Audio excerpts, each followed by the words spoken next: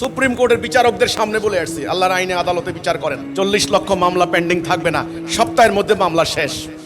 হযরত ওমর 1 বছর বিচারালয়ের বিচারপতি ছিলেন, 1 বছর কোনো মামলা আসে নাই। কালে ভদ্রে 2-1টি অপরাধ হয়েছে, অপরাধী নিজে এসে বলতেছে আমাকে শাস্তি দিন। ওরা এখন শুনলাম কি ওই মেয়েকে হত্যা করছে, জবাই করছে, এখন হে বেটায় কয় না আমি তো হত্যা করিনি, হত্যা করছে আরেক বেটায়। এইবার গোয়েন্দা লাগাও, এবার লক্ষ কোটি টাকা সরকারের খরচ হোক। সরকার কি করে, জনগণের কাছে আবার ট্যাক্স বসাচ্ছে। এই খরচ হচ্ছে না এগুলি আল্লাহর হুকুম না মানার কারণে।